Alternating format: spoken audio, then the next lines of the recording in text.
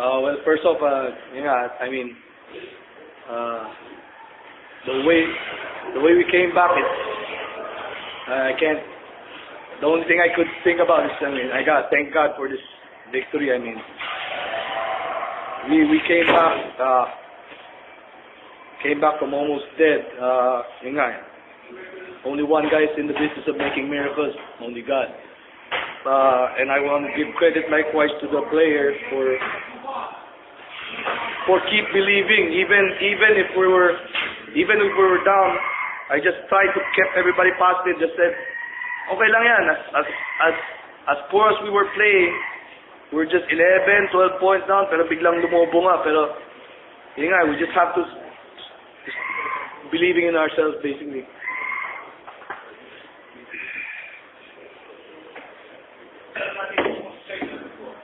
Semis, I mean, that's part of from my mind right now. I mean, I'm just glad that we got this over with. Like, I wanna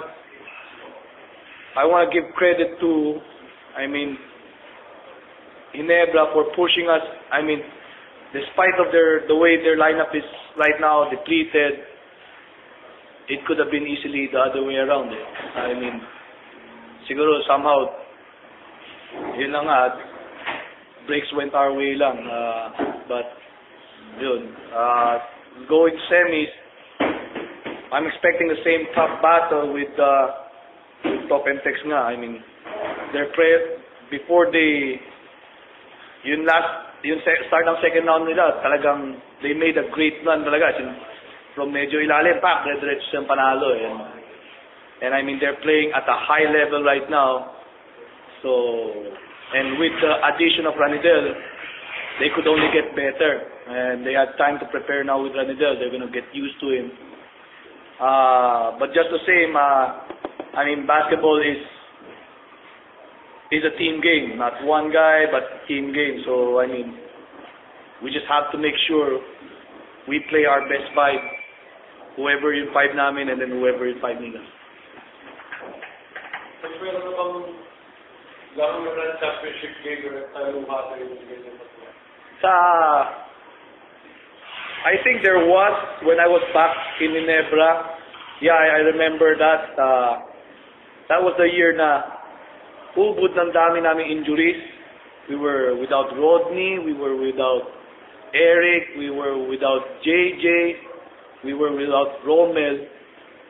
And dun lang actually nangyari yung trade nun. They got Aliado, Ren. I think that's a may blockbuster trade that happened. And then, yun nga, parang ang ginamit kong players at that time, Mark Kagiwa lang yun, si Alan Salansang sa 4 spot, si Manny Ramos sa 3 spot, si Sunday si Manny Ramos sa 5 spot, si Sunday and Ega Chavez. And somehow we were able to pull that through. And I mean, yun nga, parang, I mean, those are miracles basically. So I mean, yun nga, emotional ba ang game.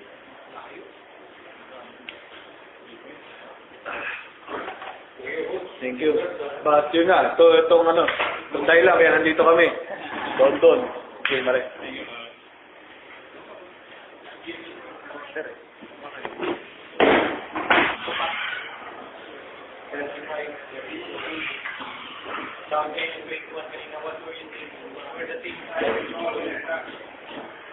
Ito na yung chance ko na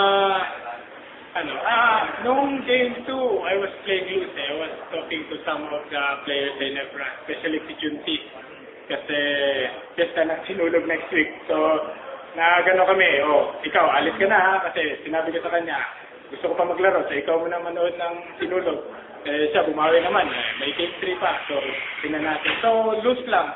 Tapos nung nawala si Olsen, the more na, I guess, na-pressure sila to get us down, lumamanta agad kami, pero yun nga, maganda din yung sabi ni Coach earlier na dumaan kami sa wildcard, nag-toughen up kami, and pumasok si Sigel, and Lordy, nabalik yung laro niya, and we all know Bon makaka-deliver. And the rest of the guys step up. Tapos sinuwerte lang ako na pumapasok yung mga tira. Pero yung malayo, pinag-practicean ko talaga nung wala pang mga tao. Yun. Nasampahan. Tapos pumunta ka ng mga corporate na board.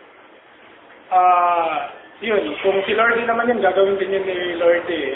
We're just, yun nga, sinabi ko earlier, parang yung wild card, parang nag-toughen up sa amin, so naging confident kami, knowing na may mapupuntahan kami na tao, and the rest of the guys were just looking for me, and yun nga, pumapasok din yung team. Just being confident. Ano kayo sa-semis? Semis? Against Mabibili sila. I mean, the same with Ginebra, pero marami din silang firepower. Yung series namin with Ginebra, nakakatulong sa amin on how to improve ourselves. And magagamit namin to sa series sa Talk 'N Text na they have JJ Ginebra, they have Cardona naman sa Talk 'N Text, and the rest of the guys sa Talk 'N Text na makakatulong kay Mac. So, how we defend Ginebra will also be the way how we defend Talk 'N Text. Siguro, sinarte lang. Pero, yun, yung pagkaan namin sa wildcard, nakakatulong talaga. Facing elimination, yun nga sabi ni Coach, it determines our character. Kasi kung give up kami, so nakikita ng team, ng coaching staff kung sino mag-step up. Luckily, it was me. Kung si Lordy yun, kasi Bonbon yun, good for the team. Pero yung wildcard talaga nakatulong kasi lumabas nakalaro na si Seagal.